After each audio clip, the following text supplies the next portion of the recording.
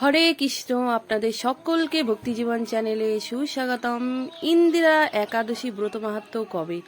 আশ্বিন মাসের কৃষ্ণপক্ষের একাদশী ইন্দিরা একাদশী ব্রত পালন করতে হবে 28 সেপ্টেম্বর শনিবার। বছরের প্রত্যেকটি একাদশী আমাদের সকলেরই পালন করা কর্তব্য। মনে রাখবেন, একাদশীতে পঞ্চ রবিশস্য বর্জন আছে, তাই দয়া করে আপনারা কেউ একাদশীতে পঞ্চ রবিশস্য গ্রহণ করবেন না। যারা একাদশী করতে ইচ্ছুক কিন্তু আমিষভোজী আছেন, তারা অবশ্যই একাদশীর আগের দিন এবং একাদশীর পরের দিন নিরামিষ আহার গ্রহণ করবেন। তো চলুন এখন ইন্দিরা একাদশী ব্রত মাহাত্ম্য শ্রবণ করে নিই। মহারাজ যুধিষ্ঠির বললেন, হে মধুসূদন, আশ্বিন মাসের কৃষ্ণপক্ষিয়া একাদশীর কি নাম তা কৃপা করে বলুন। শ্রীকৃষ্ণ বললেন, হে রাজন, আশ্বিন মাসের একাদশী ইন্দিরা নামে পরিচিত। এই ব্রত প্রভাবে মহাপাপ বিনষ্ট হয়। কি কর্মবিপাকে যারা নিম্নজনী লাভ করেছেন, সেই পূর্বপুরুষদেরও উত্তম গতি লাভ হয়। এই একাদশীর মাহাত্ম্য শ্রবণ মাত্রই সামবেদীয় যজ্ঞফল প্রাপ্ত হওয়া যায়। হে রাজন, মাহিষ্মতি নগরে ইন্দ্রসেন নামে এক প্রসিদ্ধ রাজা ছিলেন। ধর্মবিধি অনুসারে রাজ্য পালন তিনি বিশেষ খ্যাতিসম্পন্ন ছিলেন। তার বিপুল ধন সম্পত্তি ছিল। পুত্র পৌত্রাদি সহ তিনি সুখে রাজ্য পরিচালনা করতেন। বিষ্ণু ভক্তি পরায়ণ সেই রাজা নিরন্তর শ্রী গোবিন্দ নামগানে মগ্ন থাকতেন। একদিন রাজা সুখে রাজসভায় বসে আছেন। এমন সময় দেবর্ষি নারদ স্বর্গ থেকে সেখানে এলেন। তাকে দর্শন করে রাজা হাত জোর করে উঠে দাঁড়ালেন। দণ্ডবত প্রণাম করে মুনিকে আসন পাদ্য অগ্র আদি ষোড়শ প্রচারে পূজা নিবেদন করলেন। তারপর বললেন, হে মুনিবর, আপনার দর্শন মাত্র আমার যাবতীয় যজ্ঞফল লাভ হয়েছে। এখন আপনার আগমনের কারণ জানিয়ে আমাকে কৃতার্থ করুন। দেবর্ষি নারদ বললেন, হে মহারাজ, অতি বিস্ময়কর এক কথা শ্রবণ করুন।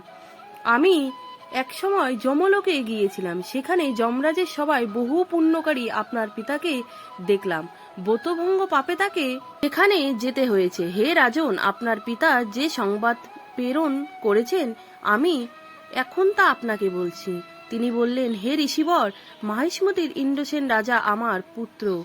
তাকে বলবেন যে আমি বহু পুণ্য অনুষ্ঠান করলেও কোনো কারণবশত জমালয়ে আসতে বাধ্য হয়েছি। আপনি কৃপা করে তাকে সর্ব পাপনাশক ইন্দিরা একাদশী ব্রত পালন করতে বলবেন। সেই ব্রত প্রভাবে আমি নিষ্পাপ হয়ে স্বর্গলোকে যেতে সমর্থ হব। এই কথা জানাবার জন্যই আমার আগমন। হে রাজন, আপনার পিতার মঙ্গল বিধানে আপনি যথাবিধি ইন্দিরা ব্রত পালন করুন। রাজা জিজ্ঞাসা করলেন, হে দেবর্ষি, সেই ইন্দিরা ব্রতের বিধি কি? কোন তিথি বা কোন পক্ষে এই একাদশী ব্রত করা কর্তব্য, তা কৃপা করে আমাকে বলুন।